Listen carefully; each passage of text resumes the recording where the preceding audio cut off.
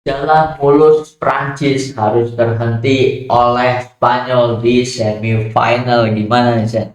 Benar di luar prediksi ya, di mana Prancis main benar-benar Mbappe, Olise dan juga Barcola dan juga Dembele di babak pertama khususnya nggak bisa ngapa-ngapain. Bahkan bisa dihitung Sentuhannya ya.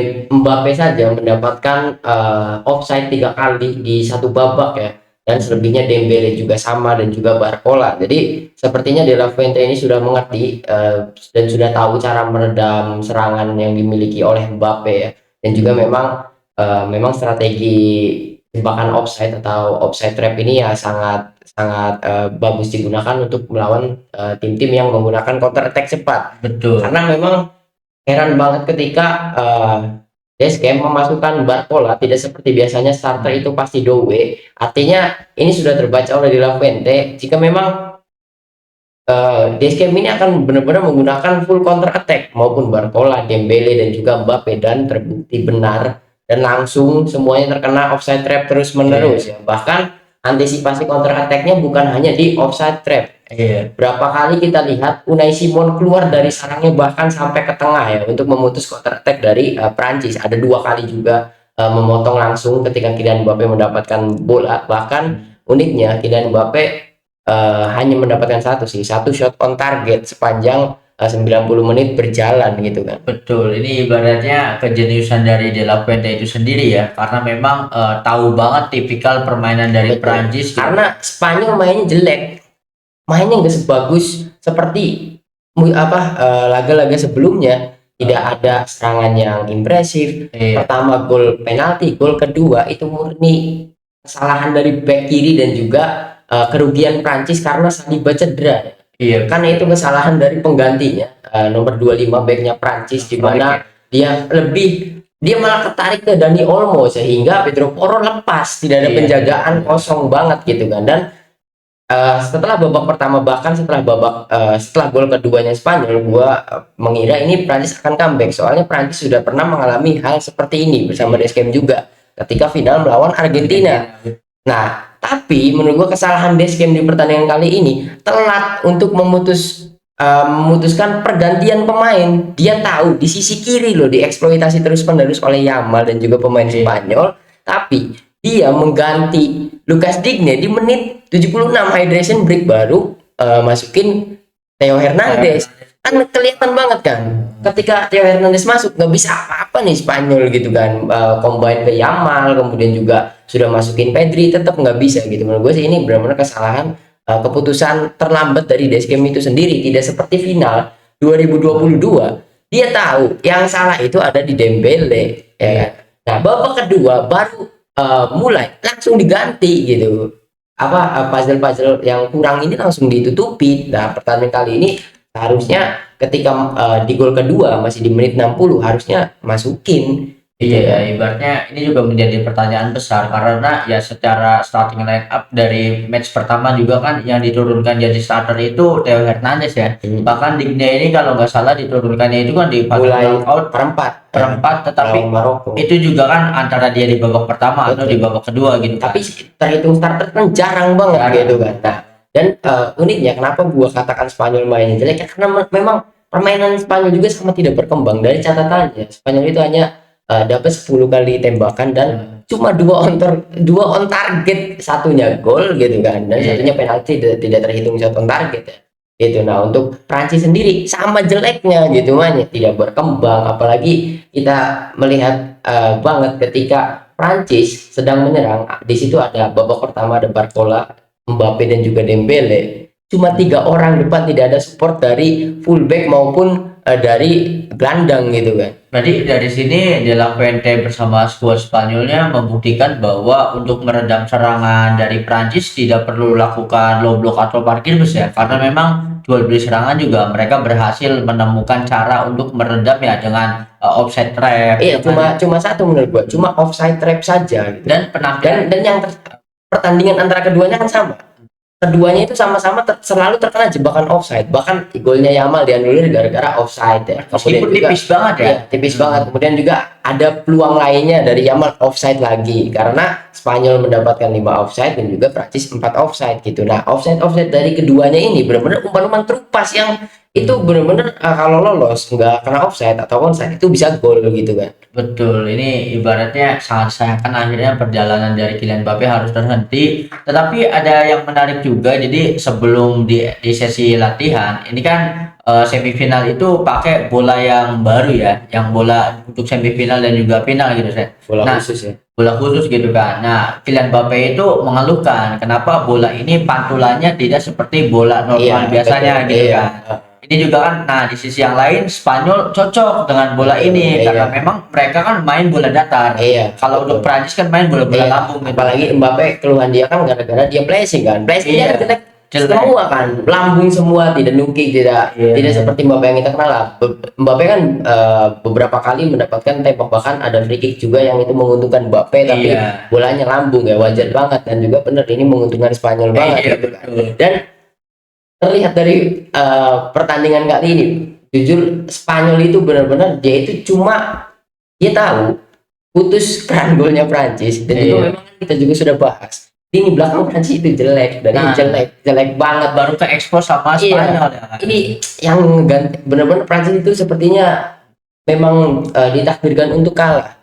Baru menit pertama Rabiot sudah kartu kuning, Iya. kemudian harus dipaksa ditarik dong, nggak bisa dipaksa karena dia sebagai gelandang pemutus serangan yang bisa kartu merah kalau dipertahankan. Kemudian baru babak pertama Saliba cedera. Ini kan benar-benar sepertinya memang harus kalah. Terus Gitu. ya penalti kesalahan Digne juga sangat disayangkan ya. Betul, ibaratnya walaupun kan. tidak bisa nyalahin Digne juga karena dia Iya. tidak tahu Yamal lompat gitu kan. Iya. Yamalnya pinter, dia tahu Digne ini bakal buang bola muter kaki, dia lompat kan. badannya. Iya kan kelihatan banget ketika Digne muter kaki dia lompat kan. Jadi ketendang penalti wajar gitu. Tapi kalau menurut gue mah kenapa Spanyol bisa mendominasi permainan, karena Spanyol ini tipe dari semua pemainnya saja. Mereka itu ketika menguasai bola susah untuk direbut dan akurasi passingnya juga jarang banget melakukan miss pass gitu kan. Ya inilah kenapa mereka lebih unggul sedikit dari Prancis kalau menurut gue. Betul, dan juga pressing ya. Pressing Spanyol itu kan menutup ruang untuk Prancis counter attack kan. Iya. Ketika di babak kedua saja ketika mereka sudah mendapatkan 2 gol, ketika pemain Prancis mendapatkan bola pasti langsung di marking 3 Iya. pemain. Itu memutus aliran bola dan juga aliran bola Prancis di pertandingan ini jelek banget. Jelek. Olise bahkan nggak bisa ngapa-ngapain. Iya. Bahkan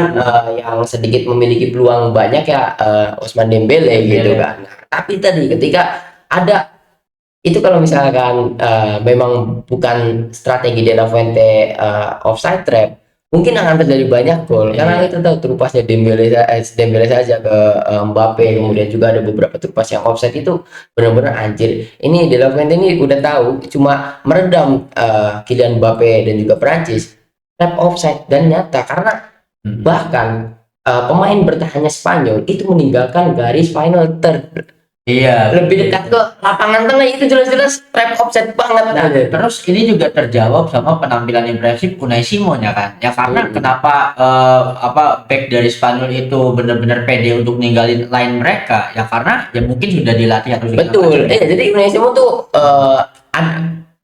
jadi ada satu kamera yang ngeliatin Unai Simon ketika tidak terjadinya counter attack. Unai Simon itu berada di depan kotak penalti. Artinya dia itu siap untuk lari. Siap. Makanya dia 2 kali motong umpannya Mbappe kan. Lewat dari sendulan. Betul, sundulan dan juga slidingan itu anjir bener-bener ini tuh jebakan offside, kemudian juga antisipasi counternya Nah, bener-bener berhasil banget. Solusinya udah ada Betul, gitu kan. dan juga penampilan impresif dari Cucurella ya di pertandingan Iya, kali ini. Cucurella. Cucurella ketika Prancis sudah memegang intensitas dan juga sudah kan ketika Doué masuk tempo sedikit dipegang oleh Prancis ya, tapi ketika serangan Prancis sudah mulai terjadi, Dembele sudah mendapatkan ruang tembak, tapi peran dari Cucurella ini bagus banget menurut gua serangan sebagai defender. fokus aliran bola. Overlapnya juga cepet banget ya, dan juga Laporte juga bagus di pertandingan kali ini.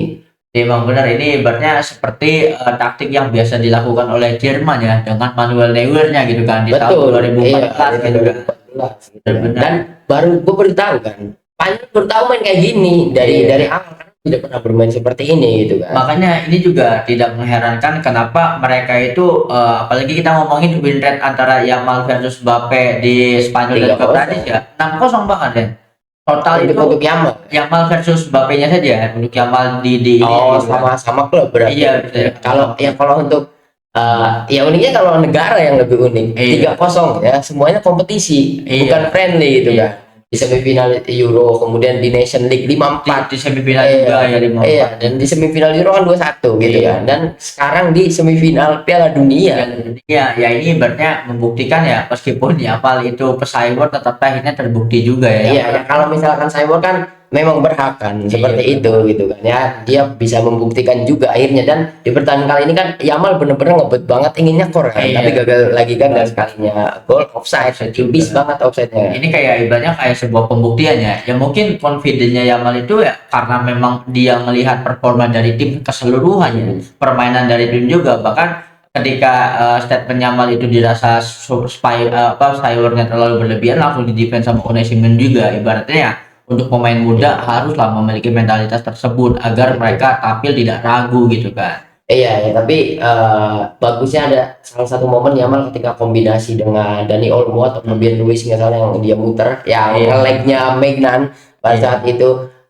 Bagusnya Yamal tidak egois ya, dia lebih ngoper ke tengah lagi, walaupun Iya. menurut gue itu kalau syuting juga nggak apa-apa, Iya. seenggaknya kalau nggak gol dapat corner pasti Iya, betul. gitu kan, tapi dia lebih memilih ngoper gitu. Tapi ya menarik juga karena untuk kali pertamanya di debutnya juga Yamal itu seperti Mbappe masuk di usia 19 tahun langsung ke final. Di Nah. debutnya di Piala Dunia ini sama seperti Mbappe di 2018 kan. Iya. Debut di umur 19 juga langsung di final gitu. Nah, ini juga akan terjadi banyak sekali sejarah baru ya yang akan Betul. tercipta. Yang jelas sih kalau misalkan Spanyol udah masuk final harusnya ketemu sama Argentina ya. Iya. Kenapa? Karena ketemu Inggris sudah pernah dan Inggris kalah hanya di final. Dan ibaratnya yang menariknya lagi Kylian Mbappe juga sebelum pertandingan kan ada press conference, ada salah satu jurnalis yang bertanya jika nanti Prancis bisa lolos ke final, kalian Kylian Mbappe spesialnya mau menghadapi siapa? Ya jelas Inggris katanya tanpa ragu, dan ternyata ya jalannya harus pupus di Betul. semifinal. Dan ketemu Inggris juga. Perebutan juara 3 kan bertemu Inggris kalau misalkan Inggrisnya kalah gitu kan. Jadi menarik juga. Jadi kalau misalkan Argentina menang bertemu dengan Yamal Messi, kalau kalah bertemu Mbappe lagi tapi di perebutan juara 3 gitu. Jadi ini selain fakta bahwa 4 negara di semifinal adalah top rank 1, 2, 3, 4, ya ini membuktikan mereka itu sangat layak berada di posisinya masing-masing ya Sanya. Iya, dan tidak baru Piala Dunia kali ini kan tidak ada Iya, kuda hitam, tidak. karena 4 besar itu ya 4 rank semua. Ketika Maroko masuk ke semifinal pada saat itu kalau nggak salah di ranking 26 kalau nggak salah. Iya. Mereka kan langsung semifinal dan rankingnya langsung naik kan. Ya, apalagi itu debutan Piala Dunia Betul. waktu itu untuk Maroko sendiri kan, generasi emasnya gitu kan, sama kayak Belgia yang waktu Betul. sampai tembus di semifinal gitu kan. Tapi menariknya ini perburuan top skor ya. Iya. Kan gue juga berpikir wah ini waktunya Mbappe nyekor nih. Panjang lah, Memperpanjang jarak. bahkan mengungguli Messi kan. Sekarang kan sama-sama 8 gitu dan akhirnya tidak bisa nyekor dan sudah pupus lagi. Kalau untuk perebutan juara ketiga maka hitung top skor Iya, sih enggak ya. kehitung. Tetap Kehitung. Itu kompetisi penuh ada. Ya, jadi Mbappe cuma satu nanti Iya. di perebutan juara 3. Iya. Ya benar-benar untuk ngejar top skor gitu. Paling Karena gitu ya, kan ya. juara sudah tidak mungkin gitu Iya. kan. Nah, jadi untuk perebutan top skor sekarang kan ada Messi, Mbappe, kemudian Haaland yang udah pulang, dan kemudian yang masih belum pulang Jude Bellingham sama Harry Kane. Masih Jadi lagi. perburuan top skor itu benar-benar sampai ke final date gitu. Iya, sampai perebutan juara ketiga juga menjadi penentuan untuk top skor ya. Betul, karena gitu Mbappe kalau nggak ketemu Messi ketemu Harry Kane dan juga Jude Bellingham Iya. gitu, tinggal pilih saja. Jadi enaknya kalau udah masuk semifinal, jadi kalau kita ngedukung satu tim udah masuk semifinal ya udah dipastikan kita akan nonton satu final lagi, perebutan Iya. juara 3 atau finalnya gitu kan beda 1 hari, perebutan juara 3 terlebih dahulu kemudian baru final. Finalnya. Betul. Ini juga akhirnya win streak dari Kylian Mbappe pecah ya karena tereliminasi untuk pertama kalinya, dan tereliminasi sama mungkin secara permainan memang Spanyol. Tapi gue nggak tahu ya, karena Prancis masuk ke perebutan juara 3 ini bisa dikatakan tereliminasi atau tidak gitu kan, sama ya sampai final day juga gitu. Iya, ya meskipun ya secara title race ya memang tereliminasi, betul ibaratnya kan. Ini keuntungan ada di tangan Lionel Messi sih ya. Enggak, emang ini dulu apa?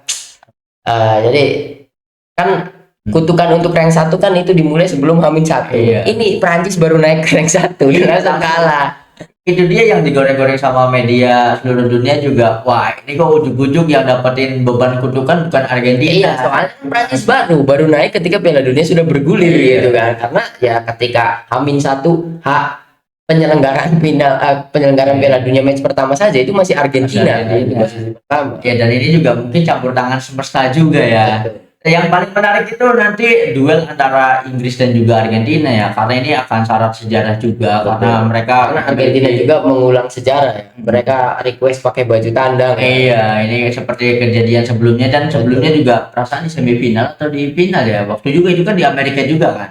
Iya, ya waktu tangan Maradona. Tuhan, Iya, waktu itu kan pakai jersey Biru. away kan. Iya, Jersey away-nya kan biru dan Argentina mengulangi sejarah ya, pengen pakai baju biru, kemudian pengen mereka ingin menanti keajaiban mukjizat tangan Tuhan Iya. lagi mungkin. Dan ibaratnya ini yang paling munafik itu dari publik Inggris ya. Nah, Inggris munafik semua. Dimana pertama ketika Thomas Tuchel mencoret banyak sekali bintang, mereka kan langsung menghujat Tuchel Betul. habis-habisan. Tetapi ketika sampai di semifinal, bahkan menghadapi Argentina yang dinilai susah payah sampai semifinal, mereka langsung jumawa. Betul. anjir. Yang dibawa itu bukan panditnya ya, bukan pandit jurnalis, Legend-legend tapi ex-timnas. timnasnya. Jokul, Gary Neville kan yang lucu ketika kabar Tuchel nyoret bintang kan dia yang paling ngomong mata-mata Jerman juga. Sekarang dia malah ngunggulin Inggris kan lucu aja. Apalagi ibarat ya Inggris akhirnya Inggris bertemu dengan Argentina yang sekarang mereka overconfident karena memang secara permainannya Argentina menemui kebuntuan gitu kan. Sedangkan kalau Inggris ya impresif banget gitu kan. Tetapi kan Tapi menurut gua kan udah, kita sudah bahas. Argentina belum pernah bermain melawan tim yang kayak Inggris. Nah. Sudah pernah lawan Austria dan juga Jordan. Iya. Ya hasilnya sudah bisa kita lihat. Nah, itu yang mereka luput dari publik Ya Inggris kan seperti itu. Diagung-agungkan kalah mereka. itu dia ibaratnya terlalu jumawa Mereka lebih kalau awal. Prancis back to back final menang 1. Inggris Iya. itu back to back final dari Euro ke Piala Dunia kalah semua. Oh dia mereka kan 2019 kalah sama Italia, kalah sama Spanyol, dan sekarang bertemunya Argentina. Betul, apalagi dari sisi pemainnya kan di lini belakang juga masih jadi PR besar ya. Nggak tahu Wansa kayaknya udah bisa main lagi ya. Karena Kemarin juga kan main kan. Konsa kemarin main kan. Kemarin kan Iya, lawan Meksiko ya. Tapi kemarin main. Oh di Iya kan bukan Konsa ya. Konsa kan Konsa masih kalau sekarang bisa. sekarang bisa Iya, kan karena udah ada satu jeda, dan sedangkan Jude Bellingham juga terhindar dari akumulasi kartu Betul. kuning, bisa diturunkan juga. Jadi ibaratnya ini full squad lah gitu kan. Kita akan melihat yang paling lucu itu ini ya dari Joe Pool sama Ian Wright juga, ibaratnya terlalu confident bahwa ya Inggris kalau melawan Argentina yang sekarang udah pasti Inggris di atas angin katanya. Itu kan ya benar-benar Thomas Tuchel itu Jukul itu pemain Chelsea dulunya ya. Jukul Jukul itu itu kalau nggak salah Chelsea kalau ikut sama Jukul di Chelsea semua ya kalau nggak ya salah. ibaratnya legend-legend Premier League lah. Bright kan Arsenal ya. Iya. Wajar di bawah. Ini juga menarik ya. Semoga saja tidak ada plot twist ya. Tapi yang jelas kalau misalkan ternyata Inggris pulang, Argentina itu stigmanya jelek di media Inggris selama 1 tahun. So pasti. Ini juga mungkin akan nanti berpengaruh kepada ini ya, kepada pemain-pemain Argentina yang bermain di IPL aja. Ya jelas harus profesional saja lah. Ya. Betul. Inggris kan selalu menerima. Kalau sama Spanyol di final menerima, kalau sama Italia di final menerima juga. Iya, yang ngamuknya tantrumnya di awal doang lah gitu kan. Betul. Tapi menariknya itu jika Messi nanti semifinal lawan Inggris bisa nyekor at least 1, lalu bisa ke final lagi nyekor lagi, wah ini di usianya yang ke-39 tahun Ya akhirnya kan ibaratnya Prancis gugur. Iya. Ya udah Golden Ball sama Golden Boot buat Messi. iya, apalagi kalau udah fix ke ini ya, karena untuk Spanyol kan benar-benar rata, tidak ada top scorer. Palingnya Harry Kane saja lah. Harry Kane atau Jude Bellingham salah satunya akan mendapatkan Golden Ball atau Golden Boot kan. Iya. Karena untuk Harry Kane Jude Bellingham, Messi kan masih menyisakan 2 pertandingan, semifinal dan final atau perebutan juara 3. Nah, tapi kalau nanti di semifinal Argentina menang dan MVP-nya Messi, di final MVP-nya Messi lagi, Golden Ball udah pasti ditawar Lionel Messi gitu kan. Iya. Oh, itu mah sudah pasti. Udah pasti gitu kan. Ini juga menarik banget ya. Nah, yang paling menarik ini Sen, dari sisi Ballon d'Or title race itu kan antara Ousmane Dembele dan juga Harry Kane, dan ternyata Dembele udah gugur nih, tinggal di Harry Kane gimana, karena ini juga kan menjadi pertimbangan untuk penentuan siapa yang menang Ballon d'Or di musim ini gitu. Betul. Nah, kalau misalkan Inggris juara ya mungkin ya Harry Kane. Harry Kane. Nah, kalau misalkan Inggris ternyata gagal, Dembele tetap. Dembele tetap karena kesuksesan bersama PSG. Iya, dan juga Harry Kane gol berapa? Dembele juga berapa di Piala Dunia? Dia 4 gitu kan. Ada satu match lagi mungkin bisa nambah gitu. Betul. Ini semakin menarik banget ya karena nanti semifinal kita akan saksikan apakah plot twist ibaratnya Prancis Spanyol lawan Inggris atau Spanyol lawan Argentina. Karena kalau menurut gue pribadi kalau nanti finalnya Argentina lawan Prancis pasti Prancis lebih unggul secara permainan, tetapi ketika nanti menghadapinya Spanyol ada chance yang lebih besar lagi gitu kan untuk Argentina. Ya bisa jadi ini jalan mudah bagi Argentina juga untuk back to back Piala Dunia kan. Betul, ya, tapi kalau misalkan lawan Spanyol juga ya tidak mudah. Jadi perjalanan Argentina kan tidak mudah setelah masuk semifinal karena ketemunya Inggris.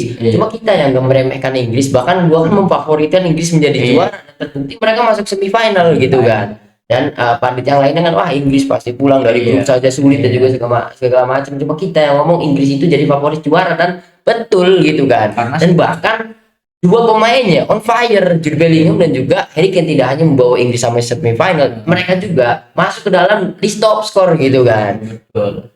Ini juga sebuah pembuktian tersendiri ya. Karena memang vibe dari Thomas Tuchel dan Inggris itu sama ketika Lionel Scaloni dan juga Argentina di tahun 2022 saja. Jadi ragukan, tidak dijagokan, apa segala macam masih ya itu kan dasar argumen kita untuk Inggris dan terbukti sekarang kan gitu kan. Nah kalau misalnya ternyata ya terserah lah Inggris mau sehebat apa ya, kalau misalkan harus prediksi jelas untuk Argentina gitu kan. Lebih menarik kalau Argentina yang lolos.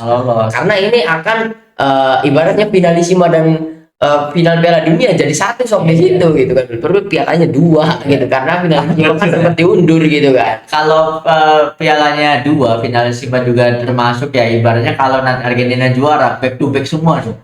Copa back to back, finalisima. Ya kalau misalkan finalisima akan finalisima lagi 1 bulan setelah Piala Dunia, ngapain anjing, mending juga di Piala Dunia aja sekalian gitu. Kalau nanti ada ya semoga saja lah karena kan pertandingan itu kan ditunggu dari 2 tahun sebelumnya. Setelah Argentina dipastikan juara Copa America, Spanyol dipastikan juara Euro kan. Wah ditunggu nih finalisima, detik-detik akhir Qatarnya ngundurin diri gara-gara konflik dan juga segala macam. Itu bahkan, kan paling ditunggu gitu. Bahkan tiket kan ludes di hitungan jam ya. Itu kan membuktikan bahwa antusiasme penikmat sepak bola ingin menyaksikan Yamal versus Messi. Sepertinya kalau untuk Ballon d'Or sepertinya di edisi kali ini gua nggak tahu kalau misalkan Super Ballon d'Or itu dibarengi dengan Ballon d'Or biasa atau tidak. Kalau misalkan hanya ada Super Ballon d'Or, jelas Messi ya musim ini karena sepertinya waktunya Super Ballon d'Or kan sekarang. Ya apalagi kalau Super Ballon d'Or itu kan 2 dekade pemain terbaik dalam 2 dekade, selain Messi tidak ada lagi. Iya ya, kalau misalkan ternyata tahun ini diputuskan Super Ballon d'Or ya sudah berarti Messi gitu kan. Chance untuk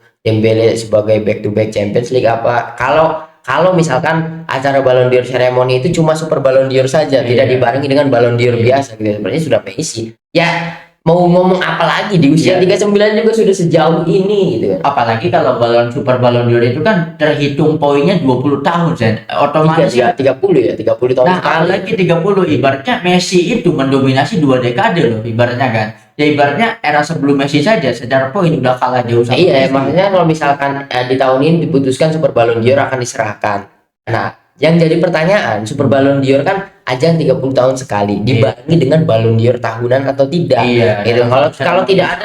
Kalau tidak ada Ballon d'Or tahunan ya sudah berarti Super Ballon d'Or untuk Messi. Ya dengar-dengar sih 2027 atau 2028 ya untuk Super Ballon d'Or supaya genap 30 tahun kan. Karena untuk Super Ballon d'Or itu kan baru 1 edisi dan itu dimenangkan oleh Alfredo Di Stefano gitu kan. Setelah itu kan belum ada lagi. Dan ketika pemenang atau peraih poin dari Super Ballon d'Or sendiri, Messi itu ada di 60% chance untuk menang Super Ballon d'Or-nya gitu kan. Apalagi kalau sebelum ya bahkan 60% itu kurang layak ya. Ya harusnya 70%. Harusnya. Kenapa? Messi itu sudah berkarir 24 tahun. Gitu kan. Kalau misalnya dihitung 30 tahun terakhir, dia tidak berkarir hanya 6 tahun bedanya gitu. Dia sudah berkarir 24 tahun ini gitu. Apalagi kalau untuk Super Ballon d'Or yang menjadi penilaian adalah pertama jumlah trofinya, lalu ada penghargaan individu seperti Golden Boot, seperti Ballon d'Or juga. Ya Messi semua aspek unggul kan dibandingkan pemain lain. Yang mendekati saja itu kan Cristiano Ronaldo doang, sedangkan Cristiano Ronaldo secara voting itu cuman nyampe 12% kalau nggak salah, sedangkan Messi lebih dari 60. gak usah ngitungin Golden Boot lah ya, itu aja kalau dia tuh berapa gitu. Messi selama 30 tahun Messi 8 sendirian gitu ya, udah dikasih ke Messi saja. Dan yang paling seru itu kalau sebelum penganugerahan Super Ballon d'Or, Messi itu back to back Piala Dunia ya. Ibaratnya kan di era sepak bola modern belum pernah. Meskipun kalau kita ngomongin sejarah, Italia sama Brazil pernah, tetapi kan itu sepak bola ketika bola itu ya didominasi negara-negara tertentu gitu kan, belum menyeluruh secara global. Makanya kan era sepak bola modern ketika semua negara menerapkan kualitas yang tidak timpang dengan negara-negara yang terbiasa juara Piala Dunia gitu kan. Merata lah kekuatannya gitu. Banget ya untuk kita tunggu semifinal satu lagi ya, yaitu Inggris melawan Argentina. Karena pertandingan ini akan lebih besar lagi panas di medianya karena ini Inggris yang bermain ya. Kalau Inggris kalah ya sudah pasti ribut lah, settingan dan juga segala macam ya gitu kan. Seketika fans Inggris kan menjadi fans Ronaldo semua. Apalagi kebanyakan fans Inggris ya fans MU gitu kan. Betul. Dan menariknya ini adalah pertandingan pertamanya Lionel Messi sendiri melawan Inggris, dan mungkin Messi juga ngomong dia sudah melawan berbagai negara dan belum pernah bertemu dengan Inggris kan. Betul. Kalau misalkan sampai nyekor ya dia bertemu dengan Inggris di usia 39 kan gitu. Bayangkan kalau di usia prime-nya ya, apalagi Messi itu secara rekor menghadapi klub Inggris saja kan pasti selalu nyekor gitu kan. Betul. Dan masalahnya dia tidak pernah berkarir di Premier League kan Kalau gitu di kan. Premier Bahkan League, catatannya lebih bagus dari orang yang bermain di Premier League, yaitu Ronaldo. Ronaldo itu sendiri. Apalagi Lionel Scaloni itu katanya sedang menyiapkan strategi khusus untuk menghadapi Inggris ya. Semoga saja akan ada perubahan atau apa ya, karena sebelum-sebelumnya kan kenapa Argentina main susah payah, karena lawannya fokus bertahan. Ini sama-sama ofensif nih, sama vibe-nya kayak Spanyol versus Prancis tadi gitu kan. Betul. Akan seperti apa terjadi jual beli ini enggak. Jadi yang akan menjadi vital itu lini belakang mereka ya.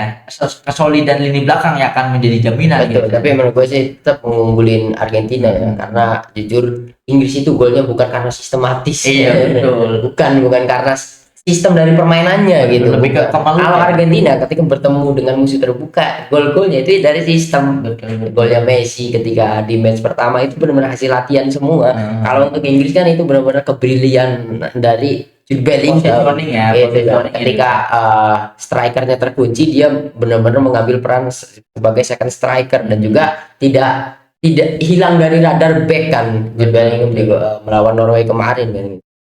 Makanya nih saat dinantikan lah besok ya, kita akan bikin konten lagi setelah pertandingan antara Argentina dan juga Inggris gitu ya. Dan juga tinggal menyisakan 3 pertandingan lagi, berarti semifinal sekali, perebutan juara 3 dan juga final. Tidak terasa selama 1 bulan lebih ya, 1 bulan lebih Piala Dunia bergulir, sebentar lagi akan selesai, dan setelah itu 1 bulan kita akan libur, tidak nonton bola sama sekali. Iya, betul. Apalagi ini juga jadi era baru resmi, The Scam akhirnya menjalankan pertandingan terakhirnya dan di take over sama Zinedine Zidane. Untuk Kylian Mbappe sendiri masih ada chance untuk meraih 2 trofi Piala Dunia di edisi-edisi selanjutnya gitu saya. Bahkan di 2 edisi itu Kylian Mbappe masih dalam kondisi prima gitu. Iya betul ya, masih ada 3 lagi ya. Apalagi sekarang kita tahu di edisi kali ini juga pemain yang udah 40 tahun dipaksa untuk marketing ya. Ini tergantung Mbappe-nya cedera atau tidak. Nah, ternyata dia fit sampai umur 40, Mbappe itu masih akan terus main. Masih betul. Nanti ibaratnya di edisi terakhirnya udah kayak Giroud posisinya. Betul. Jangan jadi sesepuh kunci pasti. Betul. Semoga itu saja yang kita bahas dalam episode kali ini ya. Betul. Semuanya sudah kita bahas tentang semifinal antara Prancis dan juga Spanyol. Hasil yang mengejutkan bagi sebagian orang dan hasil yang ya wajar lah, namanya juga lawannya Spanyol yang memiliki track record bagus ketika menghadapi Prancis. Itu saja yang sudah kita bahas. Drop opini kalian tentang apa yang sudah kita bahas di kolom komentar. Thank you banget yang udah nonton episode kali ini sampai habis. Jangan lupa buat komen, like, share, dan juga subscribe tentunya. Sampai jumpa di episode selanjutnya.